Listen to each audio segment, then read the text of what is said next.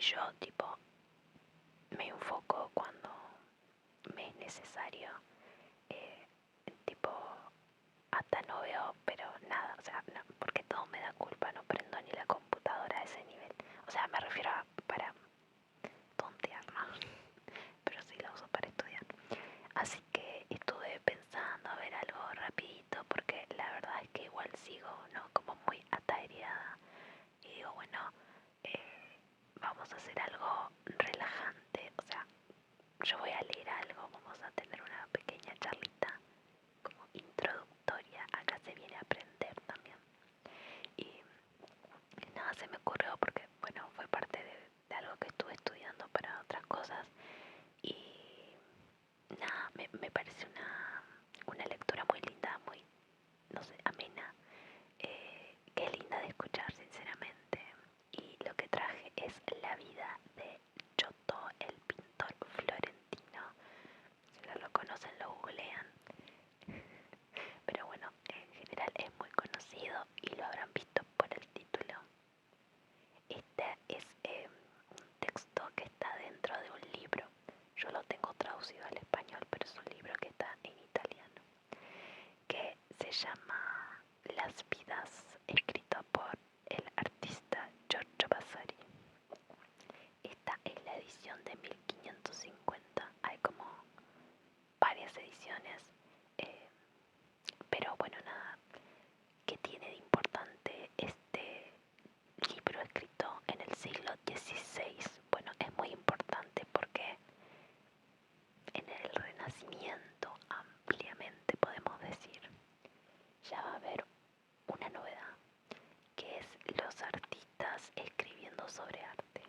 Que, a ver, no es una novedad porque siempre se escribió de arte, pero eh, acá es como con un sentido moderno. Estos artistas están escribiendo la historia del arte y hay muchas cosas que, aunque no sean conocedores, les van a resonar porque son ideas que han calado como muy, muy profundamente en la sociedad occidental, podríamos decir, como por ejemplo la idea del renacimiento con la cultura antigua, clásica, eh, la primacía de Italia como lugar de las artes y la idea esta que es muy potente, ¿no?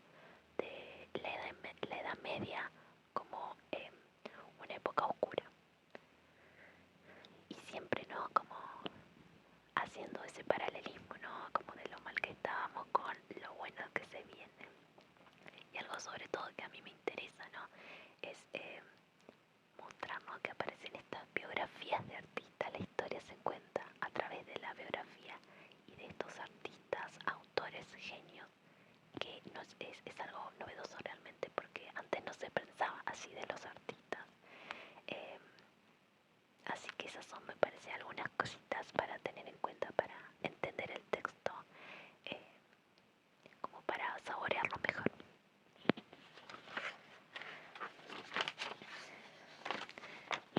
Bueno, acá lo tengo y otra cosita es como saber leer un poco entre líneas, no tomárselo literalmente porque, bueno, a ver, Giotto era tan genial, puede ser, digo, pero tampoco la pavada.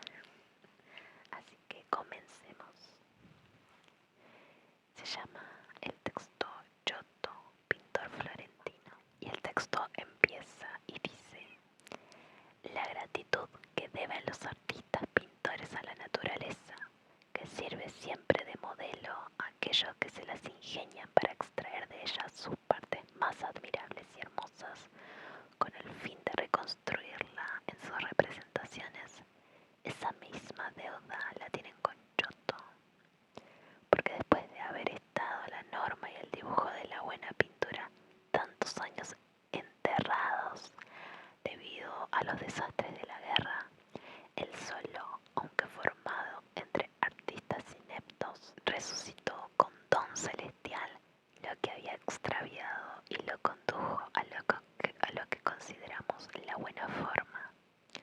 Y fue realmente milagroso que en esa edad ruda e inepta surgiera el vigor de Giotto para pintar tan sabiamente que el diseño, del que los hombres de aquel tiempo tenían poco o ningún conocimiento. Resucitó completamente. Los orígenes de este gran hombre se sitúan en el condado de Florencia, a 14 millas de esta ciudad. En el año 1276 había en la villa de Vespignano un campesino llamado Bondone, que gozaba de tan buena reputación en la vida y era tan hábil en el arte de la agricultura que no había ningún habitante de los entornos más apreciado que él. Tenía tanto ingenio que, cuando obraba con las herramientas propias de su oficio, su trabajo parecía más la obra de un valioso orfebre y tallador que el producto de la tarea de un campesino. La naturaleza le dio un hijo al que puso por nombre Giotto. Conforme iba creciendo, este muchacho de buenas costumbres mostraba en todos sus actos, aún infantiles, una inteligencia extraordinariamente viva y despierta para su juventud. Y gracias a ello se había ganado no solo el cariño de Bondone, sino también el de sus parientes y el de todos los que lo conocían, fueran o no de su propia villa. A la edad de 10 años, Bondone le confió el cuidado de un rebaño de ovejas que él llevaba a pastar diariamente por distintos lugares. Tenía una inclinación innata hacia el dibujo, lo que a menudo le llevaba a representar por placer figuras del natural o de su imaginación sobre piedras, tierra o arena. Y sucedió que un día del muy celebrado Cimabue, de viaje por los alrededores de Florencia, ciudad donde era muy apreciado, vio a Vespignano a Giotto, que mientras sus ovejas pastaban, retrataba a una de ellas sobre una piedra plana y pulida con otra puntada, sin otro conocimiento para hacerlo que su instinto natural. Cimabue se maravilló hasta tal punto que le propuse que se fuese con él. El muchacho le respondió que, si su padre estaba de acuerdo, él, por su parte, aceptaría con mucho gusto. Se apresuró Cimabue a consultar a Bondone, que accedió a sus deseos. Justo se dirigieron a Florencia, donde Giotto en poco tiempo no solo le alcanzó el estilo de Cimabue, sino que, aún más, imitando la naturaleza, desterró el estilo griego grosero de su época y resucitó el buen arte de la pintura moderna e introdujo el retrato humano del natural, que no se realizaba desde hacía siglos. El estilo griego grosero sería como el estilo de Bizancio. Si conocen los mosaicos bizantinos o los iconos orientales, se refiere a esa manera de representar. Todavía hoy se puede contemplar el retrato de la efigie de Dante Alighieri en la capilla del Palacio de la Podestà de Florencia. Poeta coetáneo y amigo de Giotto, y al que apreciaba por las extraordinarias dotes que la naturaleza le había concedido. Como destaca Giovanni Boccaccio en la narración quinta dedicada a Messer Foreste da Rabata y a Giotto, realizó sus primeras pinturas para la abadía de Florencia en su capilla mayor, que se consideraron hermosas, pero destacó sobre todo una Anunciación, en donde representa el susto y el miedo en el rostro de la Virgen provocado por el saludo de Gabriel, que casi le hace huir de pánico. Y en Santa Croce trabajó en 4 capillas, 3 de ellas entre la sacristía y la capilla mayor. En la primera, donde hoy está el campanario, pintó al fresco la vida de San Francisco. Las otras 2 son de la familia Giugni. Y la última se encuentra en el lado opuesto a la capilla mayor. En la todavía capilla de los Baroncelli hay una tabla suya pintada al temple y bien acabada. En ella representó con esmero la coronación de la Virgen, con un gran número de pequeñas figuras y un coro de ángeles y santos, y se puede ver su firma en letras doradas. Y cualquier artista que tenga en cuenta la época de este maravilloso pintor, en la que la maniera está en la oscuridad. Maniera sería como estilo, que no tiene una traducción exacta.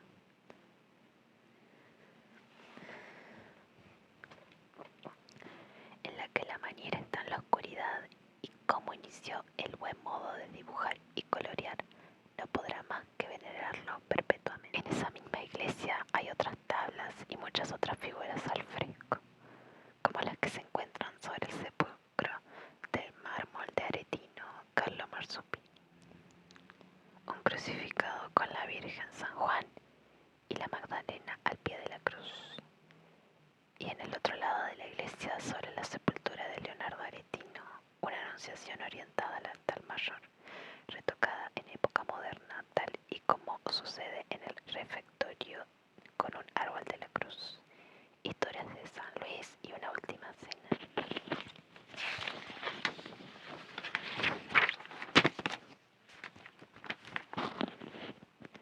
Y en las cajoneras de la sacristía pintó escenas de la vida de Cristo y de San Francisco. En la capilla de San Juan Bautista de la iglesia del Carmen pintó al fresco las escenas de la vida del santo, y en el palacio de la parte güelfa de Florencia otro fresco de la historia de la cristiandad ejecutado perfectamente. Fue llamado a Asís para terminar la obra que había empezado Cimabue, y de paso por Arezzo trabajó en su parroquia en la capilla bautismal de San Francisco, y en una columna cerca del capitel corintio, antiguo y muy hermoso, pintó un San Francisco y Santo Domingo. En la catedral, en las afueras de Arezzo, decoró una capillita con la lapidación de San Esteban, de bella composición. Cuando acabó estas obras fue a acabar la obra iniciada por Cimabue, donde adquirió gran fama debido a la calidad de las figuras que hizo en esta villa. Se puede apreciar orden, proporción, viveza y facilidad, dote que le concedió la naturaleza y que él aumentó mediante el estudio y el trabajo continuo. Viveza es como la idea de la gracia, ¿no? Como de esta dificultad que es vencida con facilidad, cuando uno hace parecer fácil algo que es difícil, que está como muy presente en esta literatura. Después trabajó en la iglesia de Santa María de los Ángeles y en la de los franciscanos de Asís, donde pintó en la iglesia inferior. La fama de esta admirable artista llegó a oídos del Papa Benedicto XII de Tolosa, que por entonces quería decorar con muchas pinturas la iglesia de San Pedro de Roma.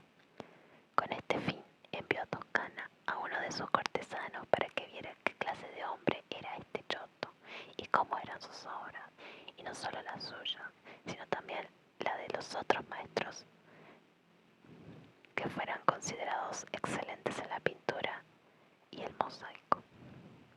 Después de haberse entrevistado con muchos maestros en Siena y de haber recopilado sus dibujos, llegó a Florencia para ver la obra de Giotto y hablar con él.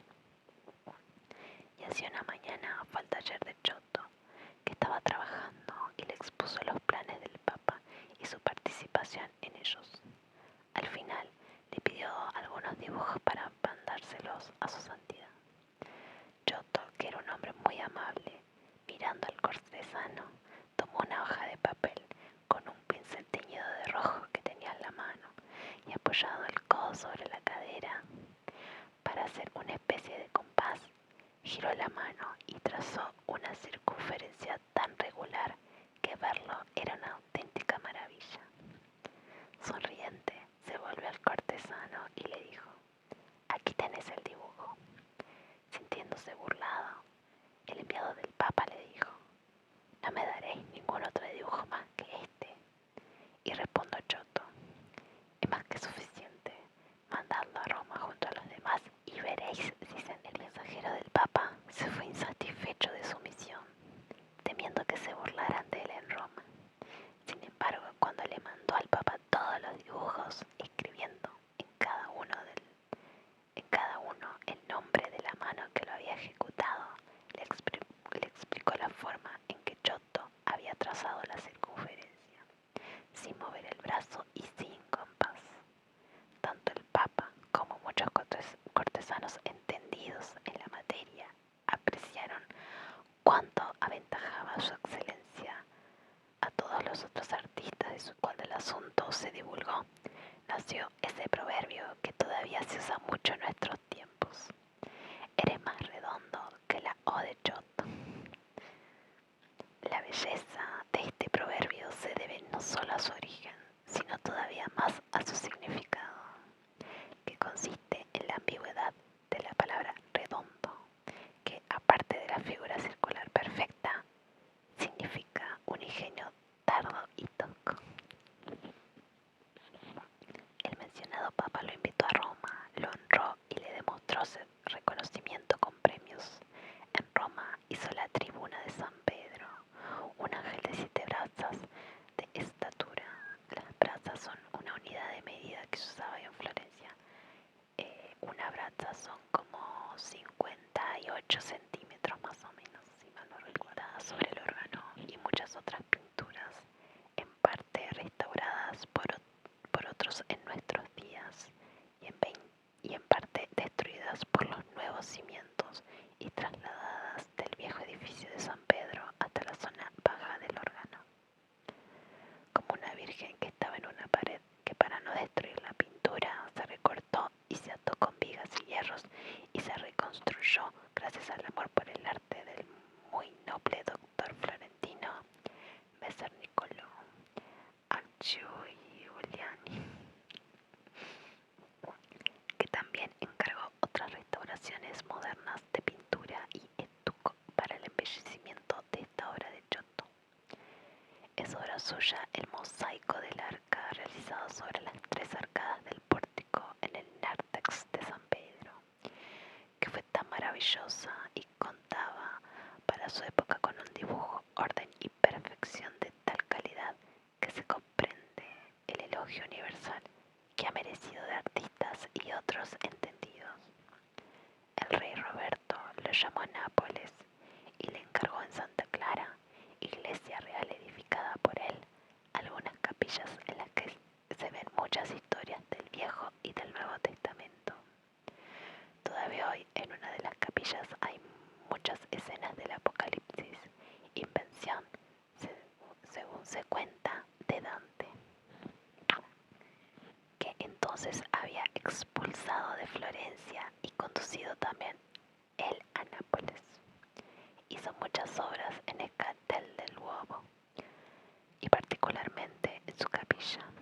Este rey lo apreciaba mucho, no solo por su pintura, sino por el deleite que le procuraba su conversación, pues Giotto tenía respuestas muy agudas, como el día en el que el rey le dijo que quería nombrarlo el primer hombre de Nápoles, y él le respondió: y por eso estoy alojado en la Puerta Real, para ser el primer hombre al entrar en Nápoles.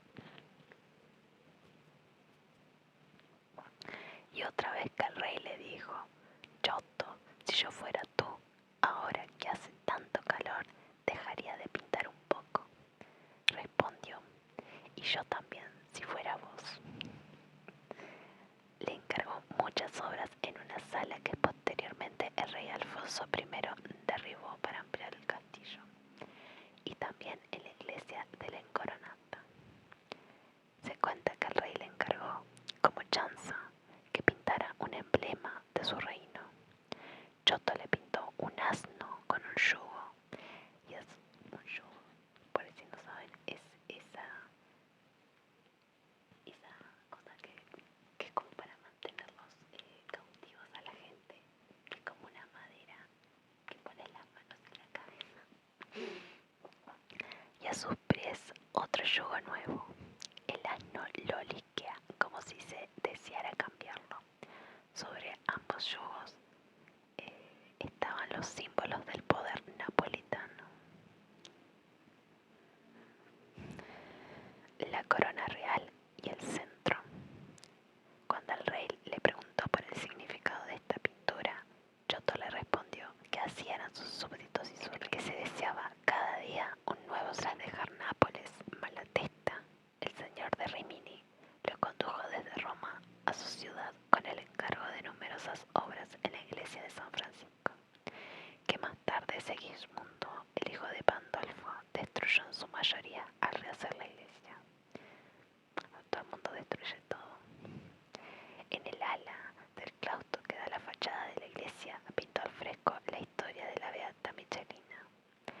de sus más bellas obras por el donaire, que quiso imprimir este extraordinario artista en esta obra, porque además de la belleza de los ropajes y la gracia del realismo de las cabezas de hombres y mujeres milagrosos por su viveza, destaca la figura de una joven tan bella como puede hacerlo la más hermosa. Para liberarse de la calumnia del adulterio, jura sobre un libro, con los ojos fijos en los ojos de su marido.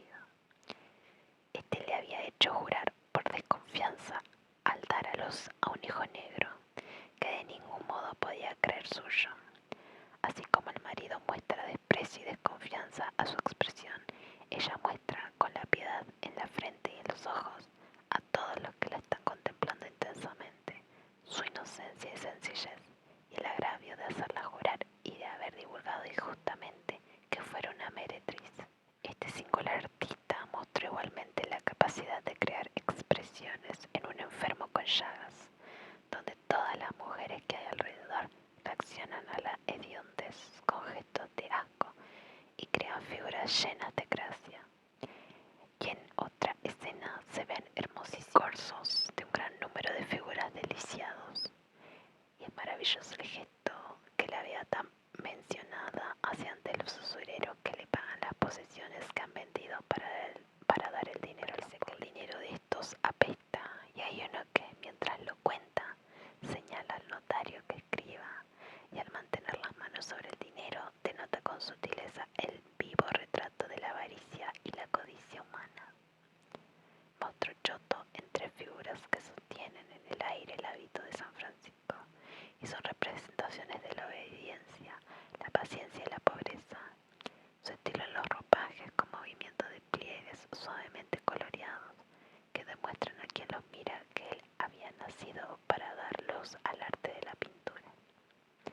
Ejecutó el retrato del señor Malatesta en una nave de la iglesia, tan real que parece vivo, al igual que la figura de algunos marineros y otras gentes que demuestran la excelencia de Giotto al representar los gestos vivos, y fundamentalmente en una figura que está hablando con otros y se lleva la mano al rostro para escupir en el mar. Y realmente se puede considerar esta una de las mejores pinturas de Giotto, porque no hay ninguna figura, y es grande su número en esta obra, que no esté realizada con gran artificio, dispuesta con meditación y actitud caprichosa. Y no dejó el señor Malatesta, al ver nacer en su ciudad una de las cosas más bellas del mundo, de premiarlo y alabarlo. Acabados los trabajos para este señor, un prior florentino, que había sido enviado por sus superiores a la iglesia de San Catal, le preguntó si quería pintar en el exterior de la puerta de la iglesia un Santo Tomás de Aquino, leyendo la lección a sus hermanos. No dejó de satisfacerlo por la amistad que les unía y le hizo una pintura muy admirable. De aquí fue a Ravenna, y en San Juan Evangelista pintó una capilla al fresco, también muy admirada. Volvió entonces famoso y próspero a Florencia, donde en San Marcos realizó un crucifijo de madera, mayor que el natural, trabajado al temple sobre campo de oro, que colocó en la zona derecha de la iglesia. Hizo otro similar en Santa María Novella, en el que trabajó junto a su ayudante Puccio Capanna, que todavía hoy se encuentra sobre la puerta principal de la entrada de la iglesia. Pintó al fresco en ese mismo lugar un San Luis sobre la pared derecha de la iglesia, bajo el sepultura de los Hadi, y una capilla y 4 tablas para los monjes humillados de todos los santos, y entre otras una virgen con el niño en brazos y coro de ángeles alrededor, y un crucifijo grande en madera, a partir de cuyo diseño Puccio Capanna ejecutó muchos por toda Italia, tomando de Giotto el estilo y la técnica. En una de las paredes de la iglesia se encuentra una pequeña tabla pintada al temple por Giotto con infinita diligencia y con diseño vivaz. Representó la muerte de la Virgen con los apóstoles que le rinden exequias y Cristo que sostiene su alma, muy alabada por los artistas, pintores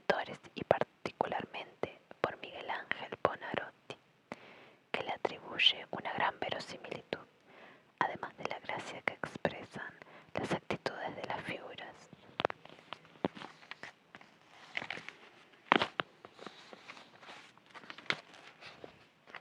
Y realmente fue un milagro que en esos tiempos Giotto pintara con tal delicadeza belleza, sobre todo sin haber aprendido de maestro alguno. Medio extraño porque si dice que Cimabue se lo llevó y estuvo bajo su tutela. Había hecho diseños tan buenos que se le encargaron otros muchos, no solo para pintura, sino también para escultura, como cuando el gremio de los mercantati es el de los, como los mercadis, si mal no recuerdo, creo que es como sobre todo de telas. Quiso hacer las puertas del baptisterio de San Juan en bronce, que se pueden ver hoy orientadas hacia la misericordia. Dibujó para Andrea Pisano todas las historias del Bautista y demostró su valía en el arte de la arquitectura en la maqueta del campanario de Santa María del Fiore, que hizo porque murió Arnolfo Tedesco, maestro mayor de esta fábrica, y debido a que los custodios de esta iglesia de la señoría de esta ciudad querían que se construyese, Giotto mandó hacer una maqueta a partir de su diseño, al estilo alemán en uso en aquel tiempo, porque lo consideraba adecuado, que además diseñó todos los relieves que servían de ornamento en esta fábrica, y distribuyó con colores blancos, rojos y negros en la maqueta todos los lugares en los que tenían que ir las piedras y los frisos, con gran diligencia, y ordenó que el perímetro inferior midiera en total 100 brazos, es decir, 25 brazos por cada lado, y que tuviera una altura de 144 brazos. La obra se inició en el año 1334 y se continuó sin que Giotto alcanzase a verla acabada, porque se interpuso su muerte. Mientras se construía esta obra, hizo una tabla para las monjas de San Giorgio. Y en la abadía de Florencia, en un arco sobre la puerta en el interior de la iglesia, 3 figuras de medio cuerpo, hoy enlucidas de blanco para iluminar la iglesia, debido a la ignorancia de un abad. En la sala grande de Podestà de Florencia, para infundir temor en el pueblo, pintó el saqueo del municipio con la forma de un juez sentado, con el centro en la mano y sobre la cabeza la balanza equilibrada por las justas causas que administra, y asistido por 4 figuras, por la fortaleza con el ánimo, por la prudencia con las leyes, por la justicia con las armas, por la templanza con las palabras. Pintura bella e innovación ingeniosa, apropiada y verosímil. Marchó de Florencia a Padua para trabajar en algunas capillas de la iglesia del Santo, donde estuvo mucho tiempo, porque llegó a ser también en la iglesia de la Arena una gloria mundana que le dio gran fama. Y también trabajó en Milán. Trabajó en todos lados este Giotto. De regreso ya en Florencia, el 8 de enero de 1336 entregó su alma a Dios, llorado por los artistas y entre el dolor de sus conciudadanos, fue conducido a la sepultura con exequias adecuadas a su virtud y a su patria, Florencia, digna de un ingenio admirable como el suyo. Y así, aquel día no hubo hombre pequeño o grande que no diera muestras de llanto o dolor por la pérdida de tan grande hombre, que por las raras virtudes que en él resplandecieron mereció, aun habiendo nacido de sangre noble, alabanza y fama enormes. Su discípulo Taddeo Gaddi se encargó de proseguir las obras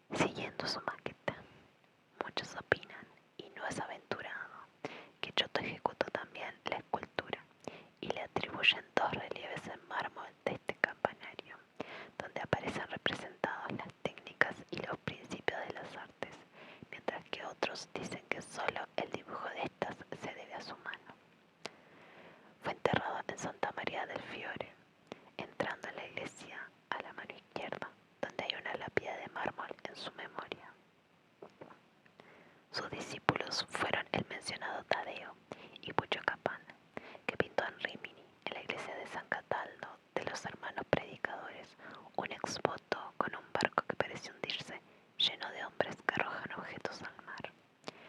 Y se retrató a sí mismo, rodeado de marineros. Fue también discípulo suyo Ottaviano da Faenza, que dejó muchas obras en San Giorgio de Ferrara, de los monjes de Monte Oliveto, y en la Faenza, su patria, donde vivió y murió. Pintó el arco de la puerta de San Francisco, una virgen con San Pedro y San Pablo. Y Guglielmo de Forlì, también autor prolífico, que trabajó sobre todo en la capilla de Santo Domingo, en su ciudad.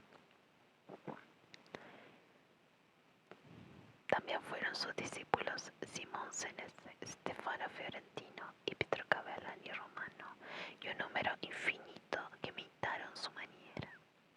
Permaneció su memoria en la pluma de los escritores de su tiempo, y después su fama fue tal por haber sido el primero en reencontrar el modo de pintar, perdido desde hacía muchos años, que Lorenzo de Medici, el Magnífico, admirándose cada día más del arte de este maestro, decretó que se esculpiera su efigie en mármol en Santa María del Fiore y se grabara el siguiente epitafio del divino Messer Angelo Poliziano en su alabanza, a fin de que cuantos llegasen a ser excelentes en cualquier profesión la ejerciten de tal modo que se merezcan un recuerdo como el que Giotto mereció tras su muerte.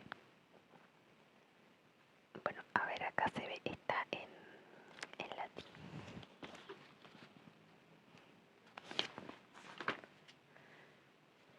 Pero está traducido, menos mal.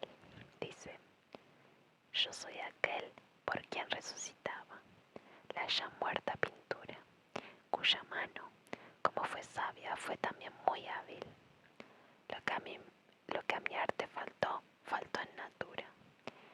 Te admira cómo suena el sacro bronce en la tierra soberbia. De tal modo mi nombre a los astros se subía.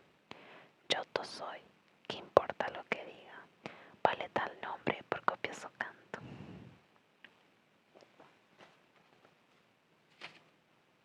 Bueno, eso fue todo. Lo que a mí me gusta de este libro, a ver, se supone que es un libro que todos tendremos que tener en nuestras casas. Bueno, no todos, pero cualquier persona como que esté en el mundo del arte. Eh, es como de manual. Yo lo tengo claramente, no lo tengo físico. Es un libro hermoso de leer y ves siempre, ¿no?, como las anécdotas, ¿no?, de los artistas. Andas a ver, inchequeables, ¿no? Bueno, salvo algunos, hay un montón de datos que sobre, digo, que efectivamente si vos vas a las iglesias están firmadas o se conservan los contratos, así que en ese sentido digo, bueno, hay algo de verdad, ¿no? O que eran de tal lugar y demás, pero toda esa parte anecdótica del círculo o del que dibujaba con una piedra una oveja, bueno, esas son las partes lindas que están buenas leer, que están buenas, ¿no?, de sentarse a leer. Y otra cosita es que hay un montón de artistas que él nombra, no todos, porque claro, obviamente él está armando un relato del arte, pero sí la gran mayoría son florentinos, eso es interesante. Después hay algunos de Bolonia y algunos de Roma, pero nada, espero que les haya gustado.